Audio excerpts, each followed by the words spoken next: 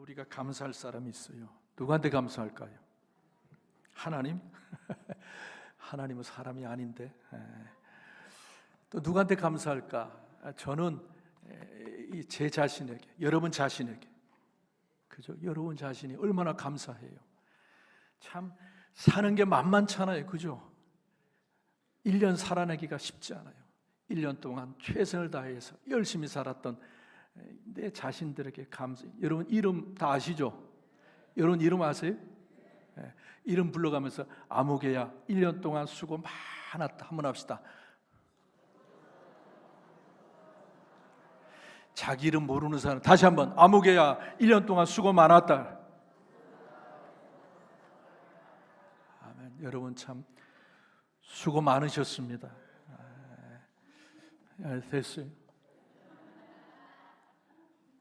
장로님들, 우리 집사님, 장로님 잠깐만 일어나세요. 장로님들, 잠깐 일어나세요. 장로님들, 일어나세요. 은퇴 장로님 일어나세요. 장로님 아니에요? 김은혜 장로님 왜 안 일어나세요? 다 일어나세요. 은퇴하신 분들도 다 장로님이시잖아요. 우리 감사의 박수 한번 합시다. 많이 쓰셨어요. 감사합니다. 우리 장로님들이 작년 올 한 해 참 애 많이 쓰셨습니다. 교회 리모델링 할 때 여러분은 잘 모르시겠지만 참 애 많이 쓰셨어요. 우리 장로님들 감사를 드리고, 저는 참 이렇게 연말이 될 때마다 하나님 감사합니다.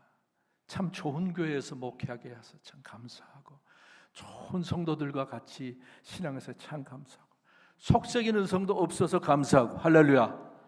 제 친구들 보면 참 성도들이 속썩이는 성도 많다는데, 우리에게는 모든 성도가 서로 양처럼, 순한 양처럼 서로 사랑하며 서로 도우며 챙겨며 이렇게 아름다운 신앙생활 안에서 참 감사합니다. 그런 하나님과 우리 모두에게 감사의 박수 한번 합시다.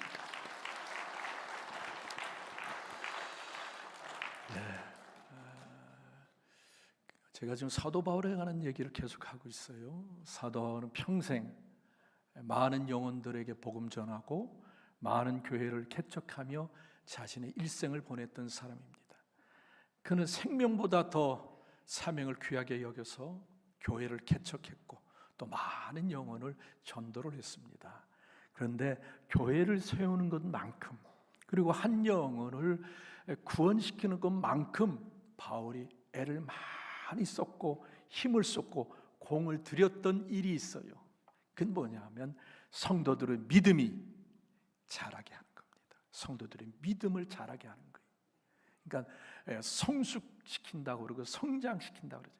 그러니까 구원받은 데서 끝나는 게 아니라 구원을 받았으면 그 다음에 믿음이 잘 자라나서 예수님을 닮아가는 장성한 분량까지 성장시키는 것이 사도 바울이 참 공을 많이 들이고 힘을 쏟았던 겁니다. 여러분 요즘 참 어린아이 보기 힘드시죠? 그죠? 옛날에는 아이 우는 소리 들으면 짜증났는데 요즘은 아이 우는 소리만 들어도 반가워요. 너무 좋아요. 아이가 태어나면 그건 축복이고 기쁨입니다. 그죠? 갓난 아기가 태어나면 얼마나 기쁘고 즐겁고 행복해요. 아이가 태어났다는 연락이 저한테 가장 먼저 오면요, 제가 꼭 뭐 하는지 하면 사진을 좀 보내라고, 찍은 사진. 근데 보면 얼마나 이쁜지 몰라요. 이쁜지 몰라요. 그런 이쁜 아이가 태어났을 때 모든 가족들과 성도들이 기뻐하고 즐거워하고 축하를 합니다. 그런데 그 아이가 자라지 않는다고 생각해 보세요. 그 아이가 자라지 않는다고 시간이 가고 세월이 가면 기저귀도 떼고 젖도 밥을 먹어야 되고 또 걸음마도 해야 되고 이렇게 점점 자라나야 되는데, 아이가 태어난 지 1년이 되고 5년이 되고 10년이 돼도 기저귀도 못 되고, 그죠? 걸음마 못 하고 자기 손으로 밥도 못 먹고 사랑구실을 못 한다고 한다면 그 아이는 저주스러운, 아마 재앙과 슬픔의 그런 아이가 될 겁니다. 그러니까 여러분, 사람은 태어났으면 자라야 됩니다. 그래서 언젠가는 사람 구실을 해야 되고 어른 노릇을 해야 된다는 거예요. 그런데 육신만 그런 것이 아니라 우리의 믿음도, 우리의 영혼도 그렇다는 거예요. 우리의 믿음도 자라나야 합니다. 우리 믿음도 시간이 가고 세월이 가면 이제 영적으로 성숙해져야 한다는 겁니다. 신앙의 홀로서기를 할 수 있어야 되는 거예요. 수십 년을 믿어도 자기를 위해서 기도할 줄 몰라요. 자기 영혼을 위해서 기도할 줄 모르고, 가족을 위해서 기도할 줄 모르고, 때가 되면 하나님의 말씀이나 영의 양식을 통해서 자기의 믿음을 성장시켜야 되는데, 믿은 지 수십 년이 돼도 영의 양식을 스스로 먹을 줄도 모르고, 남이 또 먹여줘야 하고, 남이 기도해줘야 되고, 남이 신앙을 챙겨줘야 되고, 신앙을 보살펴줘야 겨우 걸음마를 걸을 듯만도 신앙에 홀로서기 하지 못하고, 신앙생활도 스스로 하는 건 하나도 없어요. 구역장이 또 각 기관식구가 또 어떤 목사가 잔소리해야 야단쳐 겨우 하는 둥 마는 둥 억지로 마지 못해. 그렇게 신앙생활 한다면 계속해서 기어다니는 듯한, 계속해서 기저귀도 가르지 못한 그런 유치한 어린아이의 신앙의 모습을 가졌다면 목사만 답답한 게 아니에요. 가장 답답한 분이 누굴까? 하나님. 그래서 하나님은 우리의 신앙이 성장하기를 원하십니다. 할렐루야. 우리의 신앙이 자라기를 원하신다는 거예요. 그래서 여러분, 우리의 신앙이 날마다 시간과 세월이 가면서 조금씩 성장하시기를 주님의 이름으로 축원합니다. 그렇다면 여러분, 신앙이 성장했다, 신앙이 성숙했다, 신앙이 자랐다, 이걸 뭘로 알 수 있습니까? 뭘로 판단하고 뭘로 평가할 수 있을까요? 여러분, 그 예수님 시대에 이스라엘 백성들이 저 사람들 참 믿음이 좋네, 부럽다, 존경하고 인정하는 사람들이 누구냐? 대제사장들이었어요. 그리고 바리새인들이었어요. 그 당시 이스라엘 사람들은 바리새인들을 참 존경했습니다. 그리고 바리새인들의 신앙을 보면 대단한 것 같아요. 성경을 꿰뚫고 있습니다. 참 기도를 많이 해요. 그리고 그들 참 모든 성도들이 인정할 정도로 성경에 박식합니다. 참 금욕적입니다. 그래서 많은 사람들이 바리새인들의 믿음, 기도 많이 하고 성경 많이 알고, 대단해 인정했습니다. 그리고 대제사장들 믿음이 대단하다고 생각했습니다. 대제사장들은 아침 저녁으로 제사를 드리잖아요. 하루 종일 성전에서 살잖아요. 수없이 많은 제사를 인도합니다. 우리로 말하면 밥 먹듯이 예배를 하는 사람들이. 그러면 참 우리가 볼 때 대단한 믿음의 사람이잖아요. 기도 많이 하고, 말씀 많이 알고, 교회 안에서 예배 많이 하고. 그런데 성경을 뒤져보면 예수님께서 대제사장들과 바리새인의 믿음이 좋다 칭찬한 말씀이 없어요. 믿음이 성숙하네, 주님께서 칭찬한 기록이 없다는 거예요. 그러니까 주님 볼 때 그 사람들은 믿음이 별로라는 거예요. 믿음이 성장하지 않았다는 거예요. 그럼 과연 믿음이 좋다, 믿음이 성장했다, 무엇으로 판단하고 무엇으로 우리가 평가할 수 있느냐? 예수님 말씀 한 말씀으로 우리가 어느 정도 그 기준을 알 수가 있어요. 한번 찾아볼까요? 마태복음 22장. 저 말씀은 어떤 율법 선생이 물어본 거예요. 예수님, 하나님의 말씀 중에, 하나님의 계명 중에 뭐가 제일 중요합니까? 뭐가 제일 중요합니까? 라는 질문에 대한 예수님의 대답이 있습니다. 시작. 예수께서 이르시되 내 마음을 다하고 목숨을 다하고 뜻을 다하여 주 너의 하나님을 사랑하라 하셨으니 이것이 크고 첫째 되는 계명이요 둘째도 그와 같으니 내 이웃을 내 자신같이 사랑하라 하셨으니 이 두 계명이 온 율법과 선지자의 강령이니라. 아멘. 여러분, 우리의 믿음이 성장했다, 성숙했다, 깊어졌다는 기준, 평가의 기준, 판단의 기준이 뭐냐? 그건 내가 다른 사람, 이웃에게 어떻게 대하느냐, 그 사람들에 대한 마음가짐, 태도, 자세를 보고서 그 사람의 믿음을 판단하고 평가한다는 거예요. 사도 바울도 그 얘기를 하는 겁니다. 겸손, 온유, 오래 참음, 사랑 가운데 용납, 이건 다른 사람들에 대한 태도와 마음가짐을 얘기하는 거잖아요. 이웃들에게 어떤 자세, 어떤 마음가짐, 어떤 생각을 하느냐, 어떤 행동을 하느냐, 그걸 보면 그 사람의 믿음을 알 수 있다는 거예요. 그런 나의 다른 이웃들에게 어떻게 대하느냐, 어떤 마음가짐, 어떤 생각, 어떤 몸짓, 어떤 말을 하느냐에 따라서 그 사람의 믿음의 정도를 알 수 있다는 거예요. 그러면 예수님께서 이웃을 사랑하라 할 때 그 이웃은 누구냐? 여러분, 이 세상의 사람들을 둘로 나눌 수 있어요. 둘로. 어떻게 나눌 수 있느냐? 나보다 센 사람, 또 어떤 사람은 나보다 약한 사람. 이 세상에 있는 모든 사람을 나의 기준으로 볼 때 나보다 센 사람이 있습니다. 나보다 약한 사람이 있습니다. 나보다 잘하는 사람이 있고 나보다 못하는 사람이 있습니다. 그런데 주님께서 우리의 믿음을 판단할 때 나보다 센 사람한테 잘하는 것으로 우리의 신앙을 평가하지는 않습니다. 여러분, 회사 가면 사장이 있고 직원이 있습니다. 그죠? 직원은 사장한테 어떻게 합니까? 항상 공손하죠. 항상 예의 바릅니다. 항상 부드럽습니다. 항상 섬깁니다. 여러분, 자기보다 센 사람, 높은 사람, 잘하는 사람 앞에서는 인간은 본능적으로 겸손하게 돼 있어요.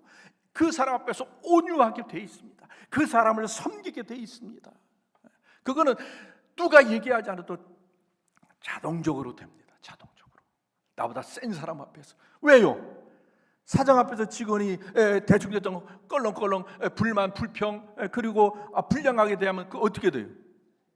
잘려요. 잘리잖아요.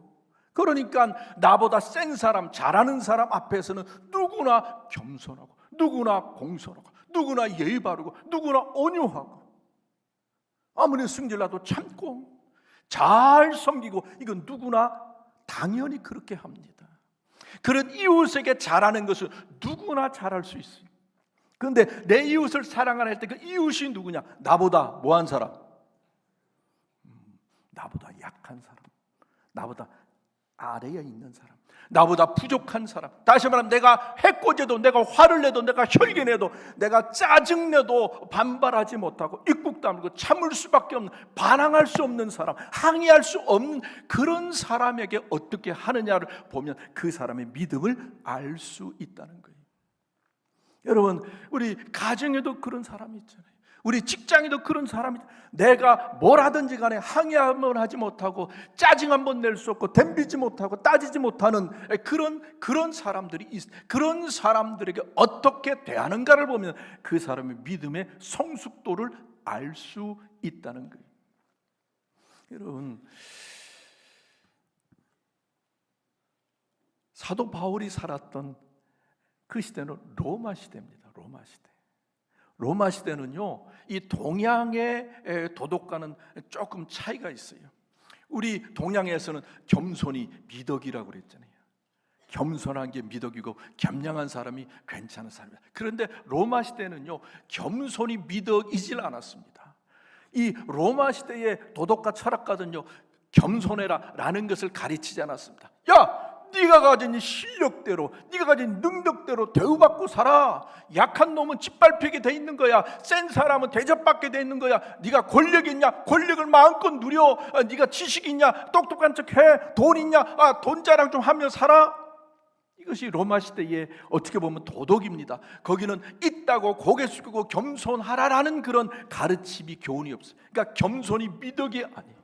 그래서 그 당시 사람들은 그런 줄 알았어요. 돈 있으면 돈 자랑하고, 권력 있으면 권력 자랑하고, 지식 자랑하고, 그만한 대우받으며 섬김을 받으며 살아갔던 것이 그 당시의 사회 모습이에요. 그런데 교회에서 엉뚱한 얘기를 합니다. 한번 볼까요? 빌립보서 2장 3절 봅시다. 있습니다. 시작. 아무 일에든지 다툼이나 허영으로 하지 말고 오직 겸손한 마음으로 각각 자기보다 남을 낮게 여기고. 그 세상의 가르침하고는 완전히 정반대 이상한 얘기를 교회에서 한 거예요. 오직 겸손한 마음으로 각각 자기보다 남을 더 높게 여겨라. 그러니까 너희 주위에 우습게 보이는 사람들이 있다, 하찮게 보이는 사람들이 있다, 너보다 못한 사람이 있는데 그 사람들을 너보다 더 높은 사람으로 그렇게 여기고 대우하고 대접하고 섬겨라. 그 당시 여자들 참 무시당했어요. 노예들 있고 가난한 사람들 있고 외국인 노동자들이 있어요. 그 사람들은 우리가 혈기를 부리고 우리가 못되게 굴어도 우리가 막대해도 함부로 할 수가 없습니다. 반항하면 못합니다. 대꾸하면 못합니다. 그런데 성경은 그런 사람들을 너보다 더 높게 여기고 그들을 잘 섬겨라. 그러니까 그 당시 로마 시대의 사회와는 정반대의 얘기를 그렇게 교회에서 하고 있습니다. 너보다 못한 사람, 그 사람 앞에서 과시하거나 의시되거나 교만하게 굴지 말고 다 너보다 더 높은 사람이다, 뛰어난 사람이라고 생각하고 그들을 섬겨라. 그렇게 가르치니까 교인들이 왜요? 왜 그래야 돼? 나 돈 있는데 돈 자랑하면 왜 안 돼? 나 권력인데 권력 자랑하면 왜 안 돼? 나 똑똑한데, 나 많이 배웠는데 지식 자랑, 학벌 자랑하면 왜 안 돼? 사람은 본능적으로 자랑하고 싶잖아요. 나타내고 싶잖아요. 과시하고 싶잖아요. 그런데 성경은 너보다 다른 사람을 또 낮게 여겨, 그렇게 가르치니까 왜 학교에가 다르게 가르치네? 사회와다 다르게 가르치네? 왜 그래야 돼? 그때 바울이 빌립보서에서 이렇게 말씀합니다. 2장 5절 봅시다. 시작. 너희 안에 이 마음을 품으라. 곧 그리스도 예수의 마음이니. 너희는 5절 다시 봐요. 너희는 이 마음을, 내가 이 마음을 품으라. 누구의 마음? 누구의 마음? 우리는 예수 그리스도의 종이잖아요. 예수님을 주인으로 삼자 그랬잖아요. 그죠? 그러니까 예수님의 마음을 품어야 된다. 예수님이 어떻게 살았는지를 알고 닮아가야 한다. 예수님이 어떻게 살았을까? 6절. 그는 근본 하나님의 본체시나 하나님과 동등됨을 취할 것으로 여기지 아니하시고. 원래 예수님은 하늘나라에 계셨던 분이고 하늘나라 하나님 우편에 계셨던 성자 하나님이셨어. 천국에서 모든 천사들의 시중받으며 모든 천사들의 경배받으며 세상 말로 떵떵거리며 살았던 그런 하나님이셨어. 그런데 그 예수님이 7절 오히려 자기를 비워 종의 형체를 가지사 사람들과 같이 되셨고. 그 천국에서 영생 복락을 누리실 예수님이 낮고 천한 이 세상에 인간의 몸으로 이 땅에 오셨다는 거예요. 천국에서 영원히 영생을 누리실 예수님이 낮고 천한 이 세상에 오셔서 이 세상에 오셔도 대접받는 게 하나님으로 대접받는 게 아니었다는 거예요. 8절 사람의 모양으로 나타나사 자기를 낮추시고 죽기까지 복종하셨으니 곧 십자가에 죽으심이라. 인간의 육체를 입으시고 왕으로 대접받은 것이 아니라 모든 사람의 왕으로 대우받은 것이 아니라 자기를 낮추시고 죽기까지 복종했다. 죽기까지 복종했다. 그래서 십자가에 죽으셨다. 인간을 구원하기 위해서 십자가에 죽으셨다. 여러분, 성탄절이 뭡니까? 예수님이 하늘나라에서 천국 보좌를 버리고 낮고 천한 이 세상에 내려오신 그 날이 바로 성탄절이잖아요. 그러니까 예수님이 죽기까지 복종할 정도로 낮아지셨다. 천국에서 이 세상으로 내려올 정도로 낮아지셨다. 누가? 예수님이. 그러니 예수님을 따르는 우리도 낮아져야 한다. 우리도 겸손해져야 한다. 주님 죽기까지 복종하신 것처럼 우리도 그렇게 살아야 한다 라고 사도 바울이 초대교회 성도들에게 그렇게 권면을 하고 있습니다. 예수님이 낮아져서 죽기까지 복종하는 것처럼 우리도 그렇게 살자. 꼭 그렇게 살아야 합니까? 우리가 그렇게 살아야 한다. 그런데 야고보 사도가 4장 이런 말씀합니다. 읽습니다. 시작. 주 앞에서 낮추라. 그리하면 주께서 너희를 높이시리라. 다시 한번. 주 앞에서 낮추라. 그리하면 주께서 너희를 높이시리라. 아멘. 주님 앞에서 낮아져라. 겸손해라. 그러면 주님께서 너희를 높이시리라. 높이실 것이다. 주님이 낮아지는 자를 그냥 두지 않고 높이실 것이다. 그러니 너희들이 늘 겸손의 삶을 살기를 바란다. 그래서 여러분, 나보다 못한 사람, 나보다 부족한 사람, 나보다 연약한 사람을 존귀하게, 나보다 높은 사람으로 대할 때 주님 그 모습 보시고, 야, 네 믿음이 꽤 자랐구나, 성장했구나, 성숙했구나, 그렇게 주님께서 평가하실 것이라고 우리에게 권면합니다. 아멘. 겸손해지기를 축복합니다. 제가 한 가지만 더 말씀드리고 마칠게요. 제가 우리나라 속담 중에 참 안 좋아하는 속담이 하나 있습니다. 근데 그게 너무 정확해서 이 전곡을 찔러서 이 속담 생각할 때마다 조금 마음이 아픈데, 여러분 다 아는 속담이에요. 정승집 개가 죽으면 그 다음 뭐예요? 정승집 개가 죽으면 그 다음 뭐예요? 정승집이 아주 복잡할 정도로 사람이 많이 모이고, 그 다음 뭐예요? 정승이 죽으면 썰렁하다니, 썰렁하다. 그 속담 아세요? 2부 예배는 처음 듣는 사람이 있다고 그러더라고요. 한국 사람인데 처음 듣는데. 여러분, 왜 그런지를 아시죠?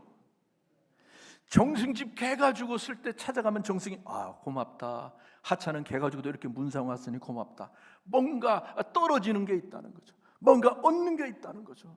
그래서 하찮은 개가 죽어도 정승집 가서 문상하고 잘 보이는데, 정승이 죽으면 죽어서 문상 가봐야 나한테 돌아오는 게 없잖아요. 나한테 돌아올 게 없어. 그러니 정승이 죽은 다음에는 모든 사람이 발길이 끊어진다라고 하는 것이 속담인데, 그 속담은 이 세상의 인심을 정확하게 표현하는 것이어서 제가 그 속담 생각할 때마다 이 가슴이 찌릿찌릿. 안 그랬으면 좋겠는데, 여러분, 우리가 사랑해야 될 이웃이 누구냐? 우리가 사랑하고 섬기고 챙겨줄 이웃이 누구냐? 내가 아무리 도와주고, 아무리 챙겨주고, 내가 아무리 보살펴줘도 나한테 갚을 실력과 능력이 없는 사람이 있어요, 없어요? 있습니다. 내가 참 챙겨줘도 그 은혜를 갚을 실력과 능력과 마음조차, 여건조차 없는 사람들이 있습니다. 근데 그 사람들을 섬기고 베풀고 챙기고 도와주는 것, 그것이 바로 그 사람의 신앙의 정도를 판단하는 기준이 된다는 거예요. 아무리 도와줘도, 아무리 보살펴주고, 아무리 챙겨줘도 돌아오는 게 없어요. 나한테 남는 게 없어요.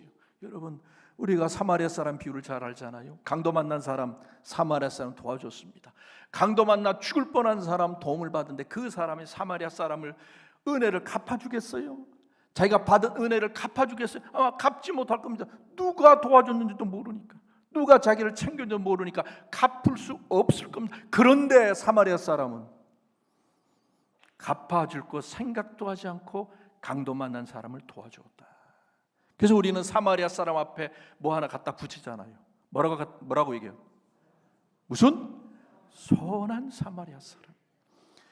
아무리 베풀어 줘봐야 돌아올 것 없지만 끊임없이 베푸는 사람, 도와주는 사람, 챙겨주는 사람, 그 사람이 신앙이 성숙한 신앙이고 성장의 신앙이다. 이제 말씀을 마칩니다. 여러분, 내가 보살펴줄 이웃이 누군지, 내가 섬겨줄 이웃이 누군지, 그 사람 어떻게 대하느냐에 따라서 주님은 우리의 신앙을 판단하신다.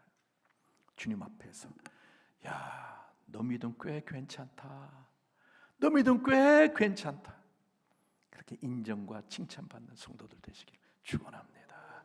기도합시다.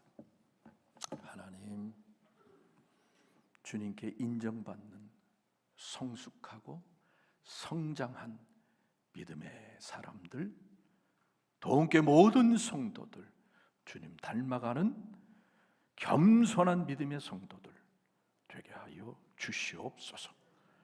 예수님의 이름으로 기도합니다.